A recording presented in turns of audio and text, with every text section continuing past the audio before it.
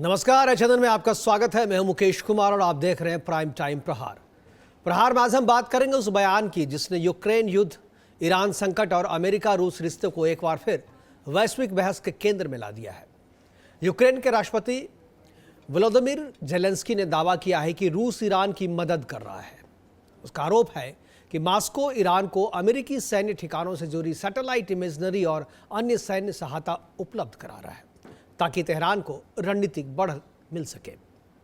यह आरोप ऐसे समय आया है जब मध्य पूर्व में तनाव चरम पे है और अमेरिका पहले से ही ईरान के साथ टकराव और बातचीत दोनों रास्तों पर आगे बढ़ते हुए स्थिति को नियंत्रण साधने की कोशिश कर रहा है स्थिति पर। लेकिन सबसे ज्यादा चर्चा अमेरिका के राष्ट्रपति डोनाल्ड ट्रंप के जवाब की हो रही है। जब उन्होंने जेलेंस्की के आरोपों पर सवाल पूछा गया पत्रकारों के द्वारा तो उन्होंने कहा कि मैं पुतिन से पूछूंगा, पहले पता करते हैं कि यह सच है या नहीं। साथ ही ट्रंप ने यह भी कहा कि अगर ऐसा हुआ तो भी इसका अमेरिका पर कोई ज्यादा बड़ा असर नहीं पड़ेगा, क्योंकि अमेरिका ने ईरान की सैन्य क्षमता को पहले से ही इतना गंभीर नुकसान पहुंचा दिया है कि वह खुफिया जानकारी हासिल करने के बाद भी अमेरिका को कोई नुकसान नहीं कर पाएगा। अब सवाल यह है कि क्या दुनिया की सबसे बड़ी महाशक्ति का राष्ट्रपति किसी तीसरे देश के आरोप की पुष्टि सीधे उसी देश के राष्ट्रपति से करेगा जिस पर यह आरोप लगाया गया है? क्या यह कूटनीतिक परिपक्वता है, राजनीतिक विश्वास है, या फिर रूस के प्रति ट्रंप के नरम रुख की एक और मिसाल? दूसरी तरफ रूस और ईरान के रिश्ते किसी से छुपे हुए नहीं है। यूक्रेन युद्ध के दौरान ईरान पर रूस को ड्रोन और सैन्य सहयोग देने के आरोप लगते रहे। अब यदि भूमिकाएं बदलती दिखाई दे रही हैं और रूस ईरान की मदद करता हुआ नजर आ रहा है तो यह केवल दो देशों का मसला नहीं रहेगा।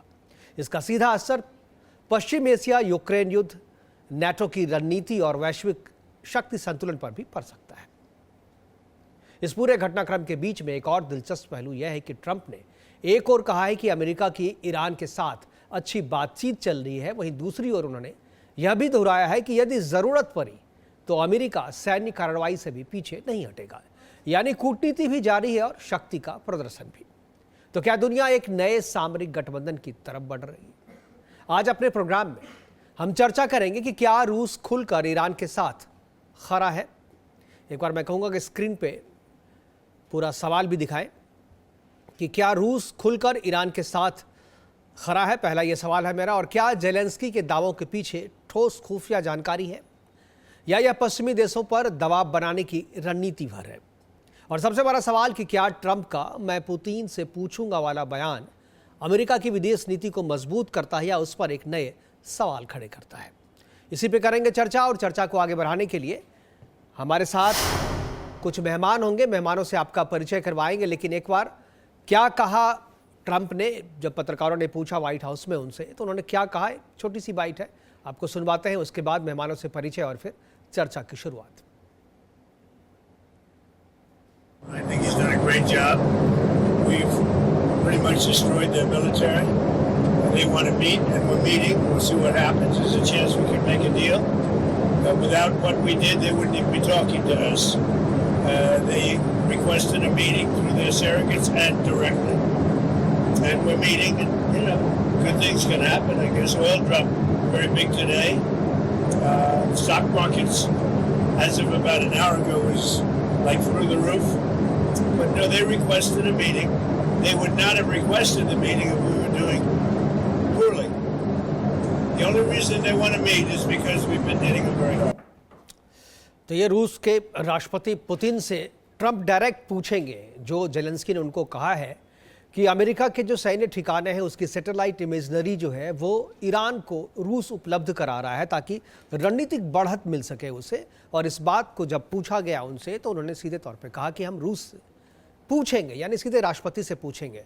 बहुत सारे, चूंकि इंटरनेशनल पॉलिटिक्स में इसके बहुत मायने निकलते हैं, और एक तो सीधा मायने ये निकलता है कि वो रूस के साथ जो है वो अच्छे संबंध हैं उसको, इसलिए उनको हल्के में लिया है। और दूसरी बात यह भी कि यूक्रेन के इस शिकायत को बहुत ही हल्के में ट्रंप ने लिया है। रूस के राष्ट्रपति पुतिन और अमेरिका के राष्ट्रपति डोनाल्ड ट्रंप की बहुत जल्द मुलाकात भी होने वाली है। हमारे साथ कुछ मेहमान हैं, उनसे मैं आपका परिचय करा दूं। सुरेंद्र स्वामी जी हमारे साथ पॉलिटिकल एक्सपर्ट के रूप में, और ग्रुप कैप्टन यूके देवनाथ जी हैं, आपका भी स्वागत है देवनाथ जी, स्वामी जी आपका भी स्वागत है। और डीके गुप्ता हमारे साथ है फॉरेन एक्सपर्ट के रूप में। और चर्चा की शुरुआत मैं डीके गुप्ता जी से करना चाहूँगा। गुप्ता जी, ये जो सवाल आया है और ये जो बात आई, एक तरीके से कहें जो जेलेंस्की ने चुगली की है कि देखिए आपके सैटेलाइट इमेज के जरिए रूस जो है आपके सैन्य ठिकानों को जो है वो ईरान को बता रहा है, और उस पर जो ट्रंप का रिएक्शन है, जिस तरीके का रिएक्शन दिया है, क्या आपको लगता है कि अमेरिका का या ट्रंप का यूक्रेन से जो संबंध था या जितना सीरियसली पहले वो लेते थे, अब अमेरिका जेलेंस्की को उतना सीरियसली नहीं ले रहा है? आप सभी लोग को नमस्कार। मुकेश जी, देखिए, अगर हम लोग यूक्रेन की बात करें तो यूक्रेन को लगभग सीरियसली स्ट्रेटेजिकली कभी अमेरिका ने नहीं लिया है, इकोनॉमिकली और फाइनेंशियली लिया है। और यहाँ पे उनकी जो बॉडी लैंग्वेज है, अगर आप ट्रंप की देखें कि हम उनसे बात करेंगे, कोई रिएक्शन नहीं था उनका। देखिए, एक नेता जो है अगर ऐसी बात अगर अपनी खुफिया एजेंसी से पता करेगा, रिएक्ट करेगा, पर ये बहुत ही पोलाइटली उन्होंने रिप्लाई किया। और 2 दिन पहले अभी आप देखेंगे तो जेलेंस्की ने बोला कि नॉर्थ कोरिया की जो हथियार है, मिसाइल से, इंडिया पैसिफिक के किसी देश को टारगेट कर सकते हैं, खतरा है। लेकिन मैं आपको बताना चाहूंगा कि नॉर्थ कोरिया ने आज तक एशिया के किसी भी देश पे अटैक नहीं किया है। उनका अंदरूनी मामला साउथ कोरिया से है और वह उसकी वजह से उन्होंने परमाणु बम बनाया। अमेरिका ने साउथ कोरिया का साथ दिया, इसलिए नॉर्थ कोरिया एक स्वाभाविक जो है उसका डिफरेंसेज अमेरिका से रहता है। जो यहाँ पे अगर हम जेलेंस्की की बात करें, जेलेंस्की अब से नहीं, जब से यूक्रेन युद्ध शुरू हुआ है उसके पहले से वो तब से मुखर रहे हैं और लॉम बंद करते रहे यूरोपियन यूनियन को और कुछ जो एंटी रशियन कंट्रीज हैं कि देखो इनको रोको। और उसी कड़ी में ये हमेशा ये चीजें बोलते रहते हैं, लेकिन उसको उतना सीरियसली नहीं लेंगे, क्योंकि केमिस्ट्री जो ट्रंप की और पुतिन की पर्सनलाइज्ड केमिस्ट्री वो बहुत ही अच्छी, और वो उसको रसिया को आज नहीं तो कल, क्योंकि देखिए भारत को अगर रसिया, देखिए भारत की इकोनॉमी रसिया से बड़ी है, लेकिन स्ट्रेटेजिकली वो रसिया को ज्यादा इंपॉर्टेंट देते हैं चाइना के अगेंस्ट, क्योंकि चाइना के अगेंस्ट कभी भी एक विकल्प बन सकता है आपका रसिया। तो रसिया को एक विकल्प के रूप में रखते हैं, जो बिडेन नहीं कर पाए। बिडेन ने रिएक्ट किया रसिया के लिए, लेकिन ट्रंप उससे हाथ मिलाए, और उनके हाथ मिलाने का जो नजरिया है और जो उनका तरीका है, उन्होंने इस इंडो पैसिफिक बहुत फायदा दिया है। देखिए, अगर हम चाइना की बात करें, चाइना से G2 का जो कॉन्सेप्ट था, अमेरिकन के अंदर एक चीज चलती थी कि हम G2 कैसे बोले, मतलब अपनी बिरादरी में हम चाइना को कैसे खड़ा कर लें, कि वो भी बाइपोलर पार्ट। लेकिन ट्रंप ने उसको गले लगाया, और गले लगा के कितना हार्म किया है चाइना को मैं बता दूं। 2-3 पॉइंट बताऊंगा। एक तो चाइना को $298 बिलियन का ट्रेड प्रॉफिट होता था अमेरिका के अगेंस्ट, लेकिन उसको लाके $200 बिलियन पे कर दिया है। उन्होंने 6 महीने के अंदर $100 बिलियन कम कर दिया है ट्रेड डिफिसिट अमेरिका का अगेंस्ट चाइना। अगर देखें कि तो 2018 से चाइना के अगेंस्ट जो लाम बंद कर रहे थे रसिया को, इसलिए उन्होंने बीच में लेके आए कि रसिया को कहीं ना कहीं ऑयल वगैरह जो है रसिया का अगर बिकता रहेगा, जरा स्ट्रांग जरा सा होता रहेगा कि वो जरा सा चाइना को, तो चाइना की जो जीडीपी शेयर पूरे वर्ल्ड के अंदर थी वो 16% से 18% हुआ करती थी, आज उसको 15% कर दिया। और अपनी जीडीपी का शेयर ट्रंप ने 18 से 26% ऑफ द वर्ल्ड जीडीपी कर दिया। तो जो भी चीज ट्रंप करते हैं या कोई स्टेटमेंट देते हैं, उसको इमोशनली न लेके मैं अक्सर उसको जरा सा फाइनेंशियली और स्ट्रेटेजिकली देखता हूं कि उनका 10 साल बाद क्या सोच है। यहाँ पे वो जरा सा रसिया को कभी भी जो उनकी बात पर्सनली होती है पुतिन से, उसमें कभी भी उनके पुतिन पर अनदेखा है, क्योंकि पुतिन एक अच्छे दोस्त हैं।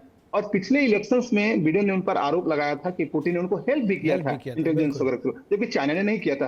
तो इस सारी केमिस्ट्री ऐसा कि यूक्रेन के जो राष्ट्रपति हैं वो कहीं ना कहीं उकसाने की बात कर रहे हैं, जो कि ट्रंप इतने सुलझे हुए नेता हैं, खासकर जो बोलते कुछ भी हैं लेकिन सुलझे हुए, उनका एक लाइन जो है, साइन कर्व जो है, एकदम एक प्लेन चलती रहती है, जो कहते हैं उसके पीछे एक दम होता है, लेकिन स्टेटमेंट चेंज करते रहे। जी मुकेश, आपने कहा कि सुलझे हुए नेता हैं, मुझे शायद उस पर थोड़ा सा मुझे लगता है कि मैं उनसे सुलझा हुआ नेता नहीं बनता। लेकिन मैं एक बार स्वामी जी के पास आऊँगा। स्वामी जी, आप ट्रंप को किस तरीके का नेता मानते हैं, ये तो बात की बात है, लेकिन यह जो स्टेटमेंट जेलेंस्की को इतने हल्के में लिया है, एक तरफ तो रूस के साथ जेलेंस्की की और यूक्रेन की लड़ाई हो रही है और उसमें वो अमेरिका की मदद चाह रहा है, अमेरिका भी उसे सीरियसली नहीं ले रहा है, तो क्या ये मान के चलें कि रूस जो है अब यूक्रेन पे, क्योंकि 4 साल से ज़्यादा हो गया, सबको लग रहा था कि जब रूस यूक्रेन युद्ध हो रहा था तो लग रहा 6 महीने काफ़ी हैं, 6 महीने में रूस जो है समाप्त कर देगा, यूक्रेन को कब्जा कर लेगा, लेकिन एक बार जो लड़ाई शुरू हुई तो ख़त्म होने का नाम नहीं ले रहा है।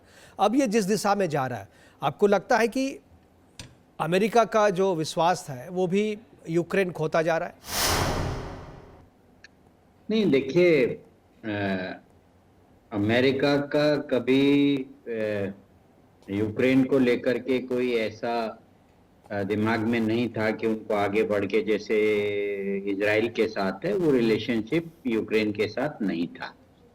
और लेकिन उन्होंने, चूंकि वो यूरोपियन देशों का समर्थन है, तो उन्होंने उनकी आर्थिक रूप से और हथियारों के रूप में उनकी मदद की।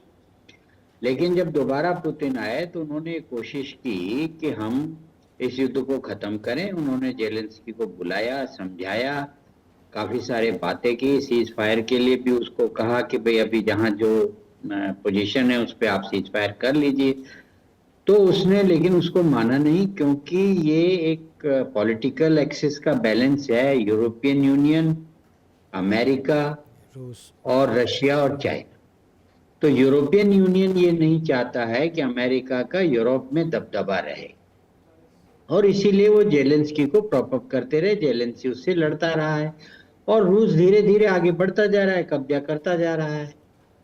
तो ऐसी स्थिति में जेलेंस्की को कभी भी बहुत लाइक नहीं किया ट्रंप ने, क्योंकि उन्होंने उसकी बात मानी नहीं, उसने युद्ध के लिए समझौता किया नहीं, और जो वो चाहते थे वो बात बनी नहीं। तो इसीलिए जब जेलेंस्की को लग रहा है कुछ नहीं हो रहा है, तो उसने सोचा चलो इसी में मैं ये बात कहता हूँ कि भाई बिना कि वो ईरान की मदद कर रहा है, रशिया उनके ठिकानों की। अरे वो ठिकानों की तो सबको ही पता है कहाँ है ठिकाने। कोई इसमें नॉर्थ जो गल्फ में जो है, मतलब वो तो सबको ही मालूम है कि अमेरिका के किन किन देशों में कहाँ कहाँ ठिकाने, कोई ऐसी बात नहीं है। तो वो उसको इन्होंने ऐसे ही डिसमिस किया, अच्छा ठीक है हम पूछ लेंगे उनसे। तो वो अभी भी उनको कोई बहुत ज्यादा मतलब तवज्जो नहीं देना चाहते हैं, क्योंकि वो चाहते हैं कि वो तैयार हो और ये यूक्रेन में एक शांति हो जाए और उसका क्रेडिट ट्रंप को मिल जाए। और जो रशिया की कंडीशन है, ट्रंप को उससे कोई प्रॉब्लम नहीं है कि भाई सीज फायर में आप जहां हैं वहीं कर लीजिए, और जो रशियन की जो इनको एक देने की बात थी नाटो की मेंबरशिप, वो हम नहीं देंगे। और जो रशियन पॉपुलेशन बॉर्डर पे है, अगर वहां पे रूस ने कब्जा कर लिया है तो रूस उसको रख सकता है, एडमिनिस्टर कर सकता है। तो ऐसी स्थिति में जेलेंस्की तो ऐसे ही जैसे कि अब मौके का फायदा उठा के कुछ भी बोल देना बीच में, अब कोई सबूत दे या कुछ करे। जब वो कह रहे हैं कि कोई हम पूछ लेंगे क्या है, अगर है भी तो क्या फर्क पड़ता है, इसका मतलब ही ये है कि ट्रंप को जेलेंस्की में कोई इंटरेस्ट नहीं है, न ही वो उसकी लीडरशिप को बढ़ावा देते हैं। और ये युद्ध जो चल रहा है ये अमेरिका की वजह से नहीं चल रहा है, ये यूरोपियन कंट्रीज की वजह से ही चल रहा है, उनके समर्थन से चल रहा है। और ये स्टेबलाइजेशन हो चुका है इस युद्ध का, ये चलता रहेगा धीरे धीरे, थोड़ा थोड़ा। तो क्या ईरान और रूस के जो संबंध हैं अगेंस्ट अमेरिका, जो बताया जा रहा है वो बिल्कुल नहीं, क्योंकि ईरान ने तो जो मदद की थी यूक्रेन के खिलाफ रूस को, तो उसी तरीके की मदद ईरान भी चाहता है कि रूस भी करे अमेरिका के खिलाफ। क्या इसमें कोई सच्चाई है कि रूस मदद कर रहा है? नहीं देखिए, वो ईरान ने रशिया को दी वो अलग विषय है, लेकिन रशिया जो है उनको खुले में आकर के और हथियार देगा या इस तरह की सूचनाएं देकर के वो झगड़े में पड़ेगा, वो पुतिन नहीं करेंगे। क्योंकि उनको भी ये मालूम है कि रशिया भी कोई इस समय आप ये तो कह नहीं सकते कि नंबर 1 वर्ल्ड पावर है। बिल्कुल, वो डायरेक्ट अमेरिका के साथ जो है कोई टकराव अमेरिका के साथ डायरेक्ट लेने की स्थिति में नहीं है, लेना भी नहीं चाहेंगे। देखिए, आने वाले टाइम में टकराव अगर होगा तो वो अमेरिका और चाइना का होगा। रूस उस स्थिति में टकराव करने की स्थिति में नहीं जाना चाहेगा, क्योंकि रूस को मालूम है कि उसका जो स्टेटस इस समय वही स्टेटस रहेगा, तो बिना बात आगे लड़ाई करने से क्या फायदा है। वो कभी नंबर 1 अब बन नहीं पाएगा मिलिटरीली एंड इकोनॉमिकली, और इसलिए उनको कोई इश्यू नहीं है। अच्छा, चाइना पे किसी को भरोसा नहीं है, खुद रूस को भी भरोसा नहीं है। तो इसलिए मैं नहीं समझता हूं कि रूस की और अमेरिका की कभी भी कोई डायरेक्ट कन्फ्लिक्ट वाली पोजीशन आएगी। वो उन्होंने शुरू में किया, उसको यूएसएसआर को तोड़ दिया, उसके इतने सारे देश बना डाले और वो रशिया को स्क्वीज कर दिया। तो मैं नहीं समझता कि अब कोई ऐसी स्थिति है पॉलिटिकली जिसमें अमेरिका और रूस को एक दूसरे के सामने खड़े होकर लड़ने की जरूरत है। मेरा अपना ये असेसमेंट। बिल्कुल, देवनाथ जी के पास में क्या, देवनाथ जी क्या जो स्वामी जी कह रहे हैं, जो अभी गुप्ता जी ने कहा कि आप सहमत हैं उससे कि डायरेक्ट टकराव नहीं चाहते और जो शिकायत की है, एक तरीके से मैं शिकायत भी नहीं कहूँगा, चुगली मैं कहूँगा इसको, कि जेलेंस्की ने जो चुगली की है कि दुश्मन का जो दोस्त होता है वो भी दुश्मन होता है, उस लिहाज से किस तरीके से देखते हैं? देखिए, हो ये रहा है कि शीत युद्ध तो खत्म हो गया 1992 में। अभी जैसे सुरेंद्र स्वामी जी कह रहे थे कि रशिया के भी इतने विभाजन हो गए कि रशिया अभी कमजोर तो नहीं कहूंगा लेकिन महाशक्ति नहीं रहा। ऐसी हालत में मुकेश जी, भविष्य के जितने युद्ध होंगे वो रूस और चीन और अमेरिका भी अपनी अपनी डायरेक्ट फौजों को एंगेज नहीं करेंगे, प्रॉक्सीज के थ्रू लड़ेंगे। अगर रूस को लड़ना है अमेरिका के साथ तो क्लासिक एग्जांपल है कि यूक्रेन, रूस यूक्रेन पर हमला कर रहा है, अमेरिका और नेटो देश जो हैं वो यूक्रेन को मदद कर रहे हैं। एक और क्लासिक एग्जांपल है इजराइल। इजराइल के अंदर जो हमास के ऊपर हमले हो रहे हैं, हिजबुल्लाह के ऊपर हमला हो रहे हैं, इजराइल जो है वो अमेरिका के मदद से कर रहा है। और इस तरफ ईरान जो है वो हिजबुल्लाह को और हमास को मदद कर रहा है, हुती को मदद कर रहा है। ईरान को अभी तो खैर लड़ाई चल रही है, लेकिन पिछले 20 साल से 15 साल से 10 साल से जितनी टेक्नोलॉजी दी गई है ईरान को, वो ज्यादातर तो रूस से आई है या चीन से आई है। एक और फ्रंट खुलने वाला है बहुत जल्दी, ताइवान। ताइवान के ऊपर चीन कोशिश करेगा कि उसको घपचिया लिया जाए, शायद फौज का इस्तेमाल करके। तब अमेरिका सामने आ सकता है, आकलन यही है कि आ जाएगा ताइवान को मदद करने के लिए। तो ऐसा नहीं है कि अमेरिका की फौजें चीन की फौज से ताइवान के ऊपर उलझ जाएंगी, नहीं। अमेरिका पूरी मदद देगा ताइवान को। ताइवान अमेरिकन हथियारों के साथ और अमेरिकन रिसोर्सेज के साथ चीन के खिलाफ लड़ेगा।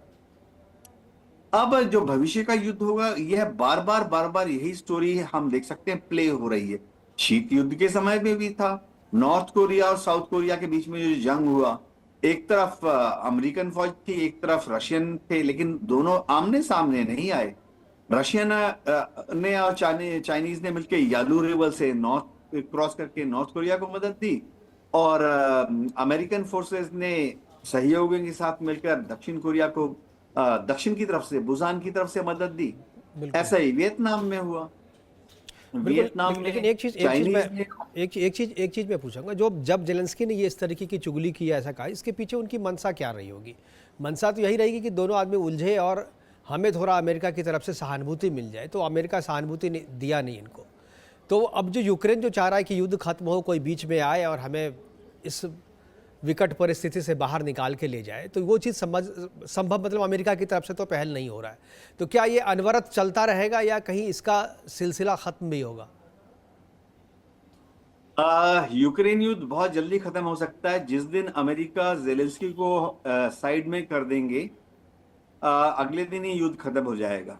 क्योंकि वास्तव स्थिति है कि कुछ भी कोई भी कर ले, अमेरिका भी किसी कोशिश कर ले, रशिया अब दोनास, लिहांस्क, ज़पोरिज़िया, खेरसोन, क्राइमिया, इनसे नहीं हटे। कुछ भी हो जाए तो समय आ गया है जब अमेरिका में भी ये विचार है कि आस्ते आस्ते जेलेंस्की को निष्क्रिय करके और किसी ऐसे नेता को सामने लाया जाए जो कि यूक्रेन के लोगों, देखिए यूक्रेन में भी ये सोचना कि यूक्रेन के 100 में से 100 लोग ये युद्ध चाहते हैं, ऐसा नहीं है बिल्कुल। यूक्रेन में भी 100 में से 55 लोग ऐसे हैं जो जानते हैं कि यूक्रेन इस युद्ध को जीत नहीं सकता और रशिया इस युद्ध को हार नहीं सकता। तो 100 में से 55 लोग यूक्रेन में ये चाहते हैं कि चलो बातचीत करके बीच का रास्ता अख्तियार कर लो, थोड़ा सा समझ लो, थोड़ा सा गिव एंड टेक कर लो। मुश्किल ये आ रही है कि यूक्रेन में जो राइट विंगर्स, देखो जेलेंस्की तो एक्सट्रीम राइट विंगर्स ने प्रॉप अप किया था ना। सब देशों में दिक्कत ये आती है कि एक्सट्रीम राइट विंगर्स जो होते हैं वो माइनॉरिटी में तो नहीं लेकिन कम होते हैं संख्या में, लेकिन वो इतनी ज्यादा वोकल होते हैं कि यूक्रेन की जय का नारा जब दे देते हैं तो वो जो नरमपंथी लोग होते हैं, चाहे अपना सत्यानाश हो जाए, चाहे अपना सत्यानाश हो जाए, लेकिन हम पीछे नहीं हटेंगे, यही अब यही कहना चाह रहे हैं जी। बिल्कुल। तो गुप्ता जी, मैं आपके पास आऊँ, क्या ये लड़ाई यूक्रेन के सत्यानाश तक जारी रहेगा या बीच में कोई रास्ता निकल सकता है? नहीं, देखिए इसमें मुकेश जी जो बफर जोन है, यूक्रेन एक बफर जोन है यूरोपियन यूनियन का। यूरोपियन यूनियन ने इस समय जो स्ट्रेटेजिकली जो है वो इस कंडीशन में, क्योंकि अभी का जो एरा चल रहा है उसमें एक दूसरे से कॉम्पिटिटिव वर्ड चल रहा है कि मैं किस तरह से आपसे मैं आगे हूँ। अब जर्मनी का अगर देख रहे हैं, जर्मनी नहीं चाहेगा कि मैं किसी युद्ध में लगूं, लेकिन जर्मनी ने उसके बावजूद भी अपने फौज की 26% स्ट्रेंथ बढ़ाई है नाटो के एपिसोड के बाद। तो वो चाहते हैं कि किसी भी तरह से जो यहाँ पे प्रभुत्व जो है रसिया का, चाहे डिप्लोमेटिकली यूक्रेन के अंदर या स्ट्रेटेजिकली न आए, क्योंकि वो बफर जोन को कम नहीं करना चाहते हैं। वो अपने दरवाजे पर रसिया को नहीं चाहते हो, और इसके लिए वो फ्यूल करते रहेंगे तो यूक्रेन को। रसा भी तो अपने दरवाजे पर नाटो को नहीं चाहता था, इसीलिए तो ये लड़ाई शुरू हुई थी। जी क्योंकि बिल्कुल। मसला तो वही है कि अपने दरवाजे पे अपने दुश्मन कौन चाहता है, कोई नहीं चाहता। तो जी बिल्कुल, तो यही कारण है कि देखिए रसिया को 2014 से इंस्टिगेट किया गया, नाटो के पंख फैलाते हुए रसिया के जो आसपास के देश थे वहां पे मेंबरशिप देने शुरू कर दी। और इसकी अलार्मिंग सिचुएशन को देखते हुए पुतिन जो कई बार से ऐसा बोलते रहे कि ऐसा नहीं होना चाहिए, और वो करते करते करते जब इनकी सरकार यूक्रेन में, जब इनके जो चुने हुए जब हटा दिए गए, तब इन्होंने उस पर अटैक कर दिया 2014 में। तो यहाँ पे यूरोपियन यूनियन का डर ये है कि कहीं यूक्रेन की रसिया यूक्रेन के बहुत ज्यादा अंदर ना आके हमारे पास आ जाए, और रसिया को डर है कि कहीं नाटो के सारा घेराबंदी हमारी तरफ न कर ले, क्योंकि 1 से जो 3% लोग हैं रसिया में, इसको एलिट ग्रुप बोलते हैं, वो आज भी उसको यूएसएसआर बनाने का सपना देखते हैं और हर बड़े पोस्ट पे काबिज है, उसमें से पुतिन भी है। तो यहाँ पे मुझे लगता नहीं है कि अब जो है, लेकिन अब जो एडिशनल एडवांटेज अब पुतिन लेना चाहते हैं इस युद्ध से, एडिशनल एडवांटेज का मतलब यह है कि ऑलरेडी एडवांटेज ले चुके हैं यूक्रेन के अंदर, कम से कम 10 से 15-20% वो भूमि कब्जा कर चुके हैं। अगर और कर पाते हैं तो ये बेटर होगा उनके लिए, तो एडिशनल के लिए रहेंगे। अब यूक्रेन को हारने के लिए कुछ बचा नहीं है, और जो अगर एग्रेसिव हो गए तो ये क्या कर रहे हैं, मीडियोकर अटैक करके, देखिए बहुत बड़ा अटैक नहीं करेंगे, परमाणु बम अटैक नहीं करेंगे, कुछ ऐसा नहीं करेंगे, लेकिन आधा किलोमीटर अंदर बढ़ते जाएंगे और वहां पे लॉस यूक्रेन का ही होता रहेगा। जिस एरिया में वो जो बढ़त हासिल कर रहे हैं, वहां पे रसिया को बहुत ज्यादा सपोर्ट है वहां के लोकल पब्लिक से। वो लोग एक्चुअली रशियन रूल को पसंद करते हैं वहां पे। बिल्कुल, तो पहले तो रसिया ही था, रसिया का पार्टी था, तो इसलिए उनको पसंद करेंगे ही। चर्चा कर रहे हैं कि पुतिन से क्या पूछेंगे ट्रंप, जो जेलेंस्की ने बताया है कि आपके परमाणु ठिकानों की सैटेलाइट इमेज जो है वो ईरान को रसा दे रहा है। इसको ऐसा लग रहा था कि पुतिन ये कहने के बाद से अमेरिका जो है उनको मानेगा कि उनके लिए हम काम कर रहे हैं और उनको सहानुभूति देगा और उनको उनकी पीठ थपथपाएगा। लेकिन अमेरिका ने जिस तरीके से बिल्कुल ठंडा रिएक्शन दिया, उसी पे हम आज चर्चा कर रहे हैं कि ऐसा ठंडा रिएक्शन क्यों दिया। हमारे पास स्वामी जी बने हुए। स्वामी जी, ये जो ठंडा रिएक्शन क्यों दिया इसके बारे में तो हम कर, लेकिन ये जो ईरान और अमेरिका के बीच में चल रहा है ये तो अभी चल ही रहा है, और क्या ईरान की अगर इमेज वो दिया है या नहीं, आप कह रहे हैं कि नहीं सबके पास सब कुछ है, क्या ईरान, जैसा कि अमेरिका कह रहा है, ट्रंप कह रहे हैं कि हमने इतना कमज़ोर कर दिया है कि उनको कुछ पता भी चल जाए तो हमारा कुछ कर नहीं सकते, क्या सही में ये स्थिति है? और ये दोनों युद्ध जो है शुरू में लग रहा था कि कुछ दिन में ख़त्म हो जाएगा, लेकिन जब चल रहा है तो चल ही रहा है, रुकने का कहीं नाम नहीं ले रहा है। अभी समझौते की तरफ भी दोनों आदमी बढ़े, लेकिन समझौता अभी भी पूरी तरीके से हुआ नहीं है, बीच बीच में फिर वो हमले हो जाते हैं। तो क्या लगता है, जो हाल यूक्रेन रूस का हुआ है वही हाल ईरान और अमेरिका का होगा, या ईरान अमेरिका लगता है कि अब समझौते के टेबल पे आ गए हैं, जल्दी खत्म हो जाएगा? अमेरिका और ईरान की जो लड़ाई है ये तो आज नहीं तो कल कंक्लूड हो जाएगी, क्योंकि इश्यू दो ही हैं, आपको भी मालूम है। अभी तो ये टॉम एंड जेरी वाला मामला चल रहा है, जो जिस तरह से लड़ाई है उसी तरह से है कि वो उधर घुस गए, फिर वो पकड़ लिया, फिर छुट गए, फिर आ गया, मतलब फिर सीज फायर हो गया, फिर धमकी दे दी, फिर बम डाल दिए, फिर रुक गए, फिर बातचीत हो गई। देखिए वही जो शुरू से ये जो बेसिक लड़ाई है ईरान के साथ अमेरिका की, उसका वही का वही फंडा अभी तक मौजूद है। वो जो उसके ऑब्जेक्टिव्स हैं वो ऑब्जेक्टिव आज भी वही के वही ऑब्जेक्टिव्स हैं, और उन्हीं ऑब्जेक्टिव्स को अमेरिका अचीव करने के बाद ये युद्ध खत्म हो जाएगा। अभी ये फाइनली, जैसे पिछले बार भी डिस्कशन हुए थे, कि अब ये फाइनल लड़ाई आके रुक गई है हॉर्मुज पे और न्यूक्लियर प्रोग्राम पे। और बाकी जो इश्यूज हैं वो तो कोई इश्यूज होते नहीं, जैसे अब ये कॉकरोच पार्टी में आपने कहा जी, उन्होंने कहा FIR वापस ले लेंगे तो ये स्टूडेंट्स के इश्यू नहीं होते हैं। ऐसे ही कि भाई उनको रीबिल्ड करेंगे, आपका पैसा रिलीज कर देंगे, तो ये साइड इश्यूज हैं जो दबाव के लिए होते हैं, लेकिन इसका युद्ध के ऑब्जेक्टिव से लिंक नहीं होता है। तो यहाँ पे अब हॉर्मुज में जब देखा कि भाई कुछ आगे बात नहीं बढ़ रही है और ये इशू सॉर्ट आउट नहीं हो रहा है, तो अब उन्होंने उसको नया रूप दे दिया है। नया रूप ये दे दिया है कि भाई गल्फ के समर्थन से ओमान ने ईरान को कहा है कि भाई हम मिलजुल के इसको मॉनिटर करते हैं, और बेसिकली पर्पज ये है कि भाई इसको मार्ग को सुविधाजनक बनाए, इजी पैसेज हो, सर्च एंड रेस्क्यू की सुविधा यहाँ पे हो, एनवायरनमेंट का प्रोटेक्शन हो। और उदाहरण दिया जा रहा है जो मलक्का स्टेट है उसका, वहां पे सिंगापुर और इंडोनेशिया ने मिलकर के एक प्रोग्राम बना लिया है कि भाई जो भी इसमें से गुजर रहे हैं वो वॉलेंटरीली कुछ कंट्रीब्यूट करेंगे, उस पैसे से हम यहाँ पे इन फैसिलिटीज को मेंटेन करेंगे और सबके लिए खुला है।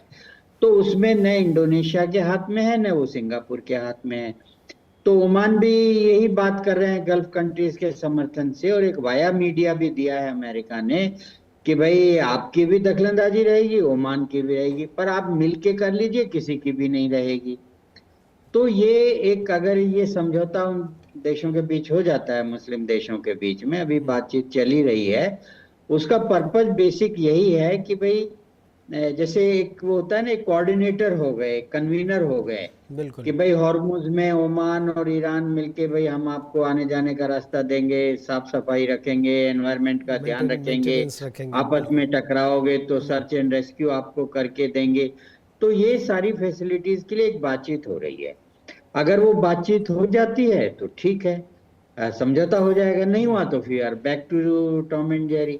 दूसरा ये है कि जो न्यूक्लियर प्रोग्राम है, अब उसमें गए हैं वो नेतन्याहू वहां पे ये बताने के लिए, पहले भी ये बात उठी थी कि जो उनका पिकेक्स जो एक माउंटेन रेंज है वहां पे, उसके नीचे उन्होंने वो शिफ्ट कर दिए हैं अपने सारे न्यूक्लियर सामग्री।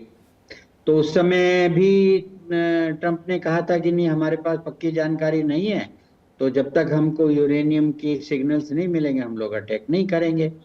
तो अब वो खुफिया जानकारी लेके गए हैं और ट्रंप ने कह दिया है कि अगर ये पक्का हुआ तो हम उसको मार देंगे। दूसरे देश कह रहे हैं कि नहीं, वो तो लावा से और इससे बनी हुई माउंटेन रेंज है, उसमें बहुत मुश्किल होगा। अब ये तो बाद में देखा जाएगा, होगा नहीं होगा, क्या होगा। लेकिन मतलब ये है कि तो दोनों ही पे अभी फोकस है। ऐसा नहीं है कि भाई आजकल नहीं आ रहा है तो न्यूक्लियर वाला मामला ढीला पड़ा हुआ है। तो अमेरिका के यही दो ऑब्जेक्टिव हैं। कुल मिला के स्वामी जी, ये मसला तो इजराइल को लेकर के है और खासतौर पे परमाणु प्रोग्राम को लेकर के है। हॉर्मुज में तो थोड़ा आगे पीछे करके समझौता हो भी गया, हॉर्मुज खुल भी गया, हॉर्मुज पे समझौता हो भी गया, कंट्रोल अगर अमेरिका का भी हो गया, तो पर भी अगर परमाणु प्रोग्राम का मसला नहीं सुलझा तो लड़ाई तो खत्म नहीं होगी, क्योंकि असल मसला तो परमाणु प्रोग्राम को लेकर के ही है। इजराइल की चिंता तो वही है, हॉर्मुज से ज़्यादा। देखिए जी, उसमें ऐसा होता है ना कि ये खाली परमाणु इजराइल का नहीं है, जो दूसरे जो अमेरिका के अलाइज हैं, जो मतलब ईरान के अलावा जो मुस्लिम देश वहां पे हैं, Saudi Arabia, UAE, Oman, Qatar, Bahrain, Jordan, तो ये जो जितने सब कंट्रीज हैं, ये सब कंट्रीज भी तो फिर ईरान की जद में आ जाएंगे ना। तो उनको भी बचाना है, इजराइल को भी बचाना है। तो न्यूक्लियर प्रोग्राम का तो ऐसा होगा ना, ये कोई इमीडिएट फाइट तो है नहीं। अब वो धीरे धीरे इसमें कोई एक निकल जाएगा, भाई 6 महीने एक ज्वाइंट टीम बन जाएगी, वो मॉनिटरिंग करेगी, उसको ये दिखाएंगे वो दिखाएंगे, तो इसको लेकर के कंक्लूड होगा। और अगर ईरान नहीं करता है और वो इस बारे में नहीं बढ़ता है, तो फिर वो जो इनका पिकेक्स माउंटेन रेंज है उस पर अमेरिका फिर से हमला करेगा। ने कहा ही है कि विल डिस्ट्रॉय इट। बिल्कुल। देवनाथ जी की बात है। देवनाथ जी, जिस तरीके से जब यूक्रेन और रूस का मसला शुरू हुआ था, तो उस समय कह रहे थे कि सप्लाई चेन जो डिस्टर्ब हुआ था उससे भारत को भी असर हुआ था, और वो असर तो आज भी, क्योंकि सप्लाई चेन तो जो उधर से थी वो डिस्टर्ब हुई, कुछ फिर बाद में बना भी लिया गया, फिर ईरान वाला। तो ये इन दोनों युद्धों को देख करके क्या लगता है कि जो मसला था शुरू में स्टार्टिंग में, वो मसला अभी भी है, या सप्लाई चेन जो डिस्टर्ब हो रहा था उससे पार पा लिया है भारत ने? इसमें कोई शक नहीं है कि भारत बहुत बड़ी तादाद में जब रूस से कच्चा तेल आयात करता था, तो वो सी ऑफ अजोरस, फिर ब्लैक सी से होता हुआ, बॉस्फोरस स्ट्रेट से होता हुआ, भूमध्य सागर से होता हुआ, सुएज कैनाल, लाल सागर से भारत आता था। लेकिन जब युद्ध चालू हुआ तो भारत को कुछ दिक्कतें पड़ी। हमारी शिप्स को ब्लैक सी के पोर्ट्स में जाना या यूक्रेन के ओडेसा पोर्ट में भी जाना थोड़ा मुश्किल हो गया। एजोरस की तरफ जितनी कच्चे तेल के कुएं हैं रशिया के, उनकी तरफ भी जाना मुश्किल हो गया।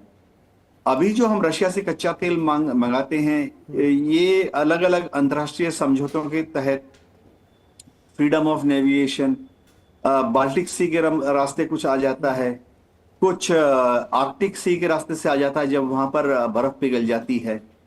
आर्कटिक सी साल में 6 महीने बर्फ में रहती है, साल में 6 महीने थोड़ा शिपिंग के लिए नेविगेशनल हो जाती है। ईस्ट में अगर आप देखें तो व्लादिवोस्तोक है, वहां पर व्लादिवोस्तोक के पोर्ट से उस तरफ से होते हुए प्रशांत महासागर, ईस्ट प्रशांत महासागर, फिर साउथ चाइना सी, उस रूट से भी स्ट्रेट ऑफ मलक्का से होके कच्चा तेल आ जाता है। लेकिन वास्तव स्थिति यह है कि अब भारत आस्ते आस्ते नाना कारणों से अमेरिका की तरफ माइग्रेट हो रहा है अपनी एनर्जी सिक्योरिटी के लिए। बिल्कुल।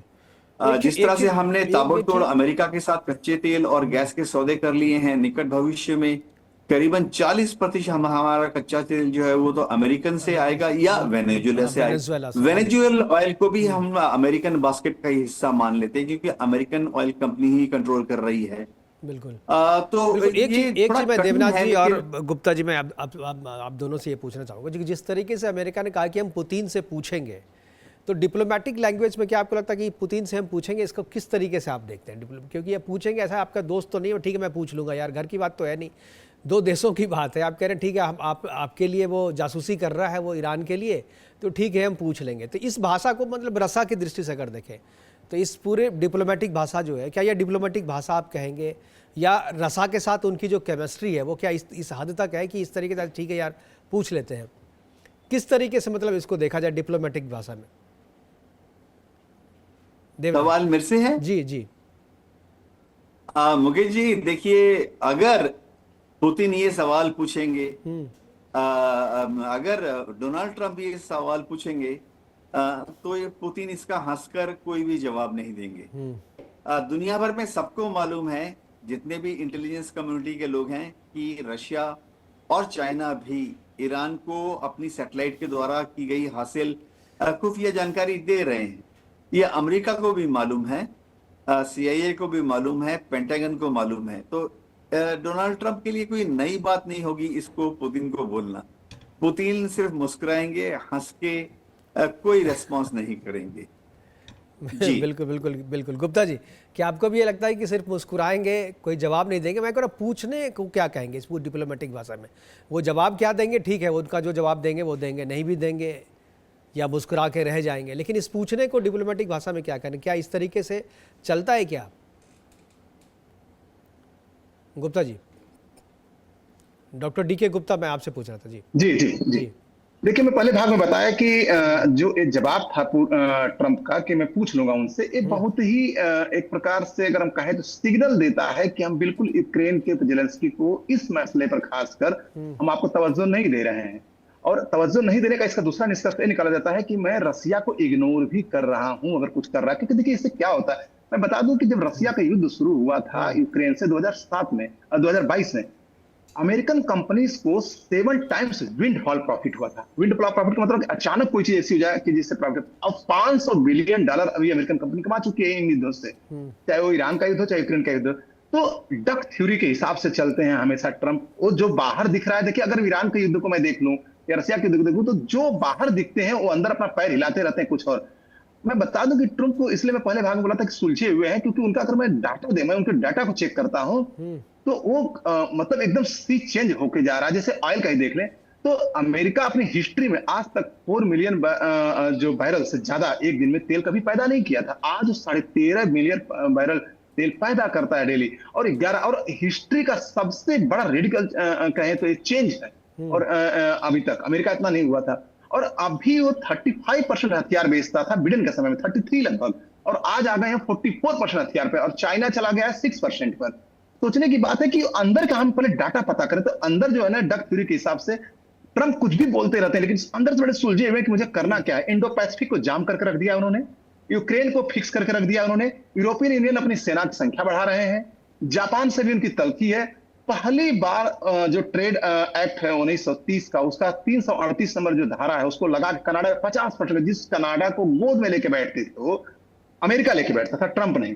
तो ट्रंप ने उस पर 50% एक्स्ट्रा लगा दिया है। मैक्सिको का हाल क्या कर रखा है, वेनेजुएला जो वहां के चुनाव में एक मुद्दा होता था उसको उसने कब्जा कर लिया, जो कि 2013 में 12 में इनके चुनावी भाषण में होता था कि वेनेजुएला में मैं ही शक्ति दिखा सकता हूं, मैं ही मादा दिखा सकता हूं। इसीलिए मैंने वो शब्द यूज किया कि वो सुलझे हुए अंदर से है और ऊपर से डक है, नीचे से उनका पैर चलता रहता है, क्या जैसा वो करना है। दिखते हैं दरअसल वैसे है नहीं। जी बिल्कुल। हमारे पास समय की कमी है। मैं आखिरी कमेंट के लिए स्वामी जी का, स्वामी जी क्या जो सही कह रहे हैं गुप्ता जी कि जैसा दिखता है ट्रंप वैसा है नहीं है असल में? नहीं, हम तो शुरू से कह रहे हैं कि जो ट्रंप है वो ऐसा होता है ना, शोर मचा के शोर मचाते रहते हैं और अपनी अंदर ही अंदर अपनी पॉलिसी चलाते रहते हैं। अब यहाँ पे देखिए ना, अमेरिका ने इतनी हेल्प की यूक्रेन की, तो क्या रशिया से उनके संबंध खराब हुए? नहीं। तो ऐसे ही सबको मालूम है, रशिया चीन का जो ग्रुप है, जो उनकी एक जैसे देश बटा हुआ है पुराने ग्रुप के हिसाब से, तो वो भी छोटी मोटी उनकी मदद करते रहते हैं। तो उससे कोई रिजल्ट का, जो वॉर का रिजल्ट चेंज नहीं होगा। वॉर का रिजल्ट जब होता जब अमेरिका खुद यूक्रेन की तरफ से लड़ने आता या रूस ईरान की तरफ से लड़ने आए, तो बात दूसरी होती है। तो ये तो सब हेल्प एक दूसरे की करते रहते हैं और इतना सब लोग बर्दाश्त भी करते हैं कि भाई उनका भी राइट है इतना, तो वो भी हेल्प करेंगे। तो इसलिए मुझे लगता है, अच्छा दूसरा क्या है, जितनी ये लंबी लड़ाई खिंच रही है उसमें अमेरिका को तो कोई नुकसान है नहीं, रूस के ही रिसोर्सेज खत्म हो रहे हैं और वो थोड़ा आगे बढ़ता जा रहा है, तो फिर वो अपनी दोस्ती क्यों तोड़े। और जैसा मैंने कहा कि ट्रंप ये चाहते थे कि रूस को ऑब्लाइज करके और मैं ये युद्ध विराम करा के और अपना तगमा अपने लगा लूं, जो जेलेंस्की ने होने नहीं दिया। और जेलेंस्की ने उस समय जिस तरह का व्यवहार किया था, वो बीच में आपने देखा भी होगा, ट्रंप बहुत नाराज भी हो गए थे उससे। तो वही स्थिति को देखते हुए ट्रंप को कोई बहुत ज्यादा, जेलेंस्की को ट्रंप का सपोर्ट नहीं है, लेकिन चूंकि उनकी अपनी एक लॉबी है, उस नाटो की लॉबी है, उसके चलते उनको मदद करनी पड़े। मदद भी उन्होंने अब कम कर दी है पैसे वैसे को लेकर के भी। तो इसलिए ये मैं समझता हूँ कि रूस और यूक्रेन का तो लंबा युद्ध चलता रहेगा। वो हर महीने में 1 किलोमीटर 2 किलोमीटर अंदर चलते जाएंगे और धीरे धीरे वो एक अपनी फायरबॉल जब उनको लगेगी कि भाई अब फायरबॉल हमारी कंप्लीट हो गई है, अब हमें कोई खतरा नहीं है हमारे बॉर्डर से, यूक्रेन साइड से, तो फिर रशिया लड़ना ही बंद कर देगा। वहां अपना एडमिनिस्ट्रेशन करके जैसे क्रीमिया में किया था वो बैठ जाएगा, लड़ाई अपना आप ही वन साइडेड खत्म हो जाएगी।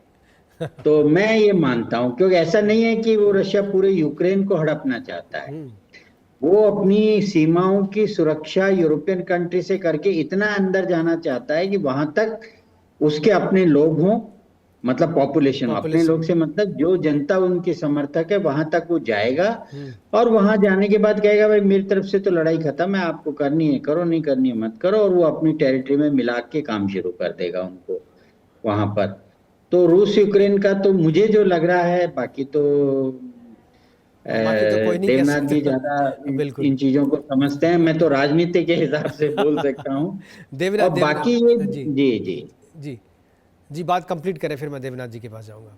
जी, तो और बाकी जहां तक ये लड़ाई है, ये लड़ाई तो अभी मतलब ऐसे ही चलनी ही है अभी, ये तो युद्ध चलेगा लेकिन कंक्लूड हो जाएगा। मेरे को ये मानना है कि क्योंकि मुस्लिम देशों का इनको समर्थन नहीं है, ईरान को किसी मुस्लिम देश का समर्थन नहीं है, और चाइना और रशिया भी खुल के सामने आएंगे नहीं, तो फिर इजराइल और अमेरिका की जो जुगलबंदी है, चाहे वो हथियारों को लेके है, इंटेलिजेंस को लेके है, प्रिसाइज अटैक को लेके है, उसके चलते ये बहुत सस्टेन नहीं कर पाएंगे। और अमेरिका भी इसको फुल फ्लेजेड वार नहीं ले रहा है, वो अपने ऑब्जेक्टिव के लिए जैसे है ना भाई, वो थोड़ा थोड़ा उसको टिक टिक करके प्रेशराइज करता जा रहा है और धीरे धीरे उसकी सैन्य शक्ति दुनिया का ध्यान भी मुझे लगता है कि उन पे नहीं, क्योंकि दुनिया का जो ध्यान था, जो हॉर्मुज से उनका काम चल ही रहा है, थोड़ा बहुत जो था लोगों ने एक्सेप्ट कर लिया। सप्लाई लाइन में भी कोई दिक्कत है नहीं, हॉर्मुज में भले ही वो कहीं भी बंद है, बिल्कुल,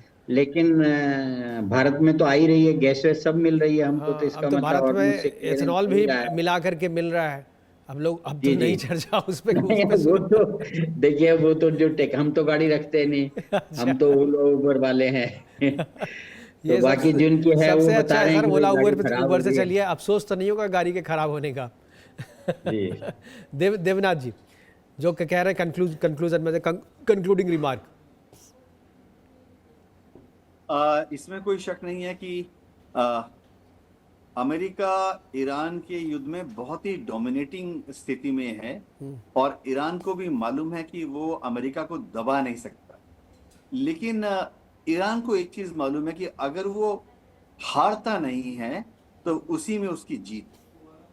अमेरिका ने अब तक करीबन 32,000 बॉम्ब गिराए हैं, ईरान हारा नहीं, इसी में ईरान की जीत है।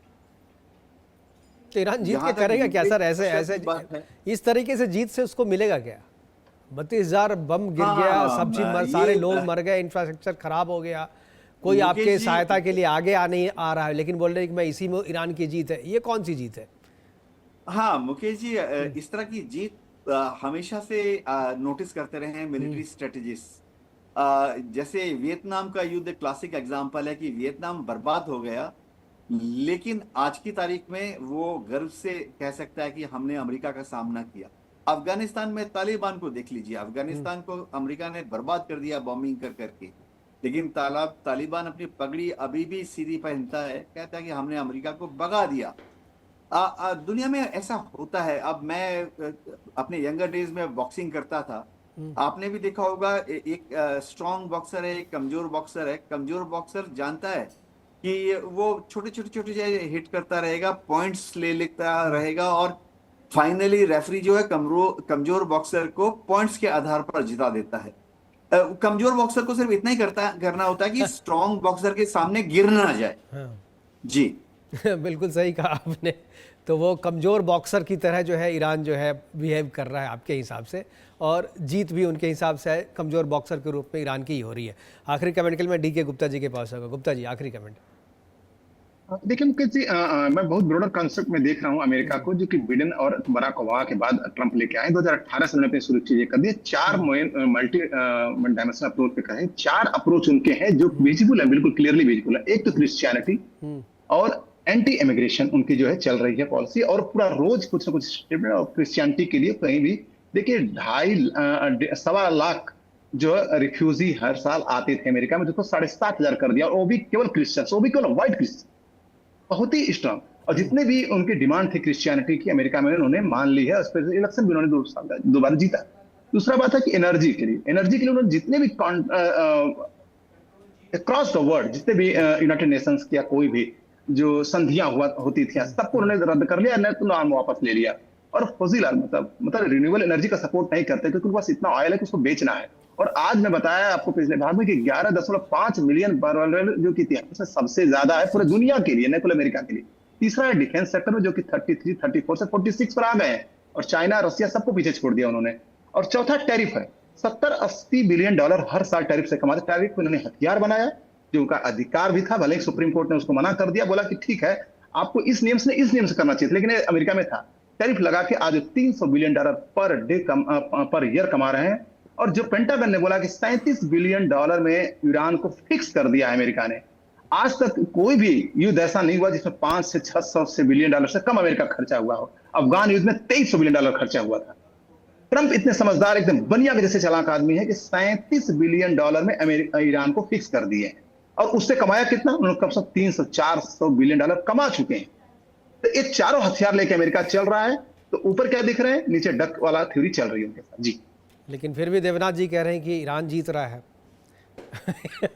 ये समझ में नहीं आ रहा देवनाथ जी, फिर भी कैसे कह रहे हैं? नहीं, वो ऐसे ही है जैसे हमारे यहाँ मॉरल विक्ट्री होती है ना, पार्टी हार के कहती है कि भाई कम से कम मैं नॉकआउट तो नहीं हुआ। जो कहना चाह रहे थे देवनाथ जी कि वो कमजोर बॉक्सर ये कहता है कि भाई मैंने सारे राउंड खेले, मैं नॉकआउट नहीं हुआ। बिल्कुल। तो ऐसे ही ईरान वो खेलता जाएगा, नॉकआउट नहीं होगा, लेकिन अब धीरे धीरे हाथ पैर तो टूटते ही जाएंगे ना उसके। मिलिट्रीली, इकोनॉमिकली कमजोर होता जाएगा, तो फिर से देश को उभरने में बहुत टाइम लगता है, डिकेड्स लग जाते हैं। पूरा खामियाजा इसका वहाँ की जनता उठाएगी। खैर, हमारे साथ जुड़ने के लिए स्वामी जी आपका, देवनाथ जी आपका और KK गुप्ता जी आपका बहुत बहुत धन्यवाद। इस महत्वपूर्ण चर्चा में आपने हिस्सा लिया और अपनी बातें हमारे दर्शकों के साथ साझा किया। जेलेंस्की ने जो सोच करके अमेरिका को कहा था, ट्रंप को कहा था कि आपकी सैटेलाइट इमेजिंग, आपकी जासूसी कर रहा है पुतिन, और जिस तरीके से उनको रिस्पांस मिला उससे पता चल गया कि जेलेंस्की की अमेरिका के सामने औकात क्या है। फिलहाल अभी के लिए इतना ही, दीजिए इजाज़त, नमस्कार।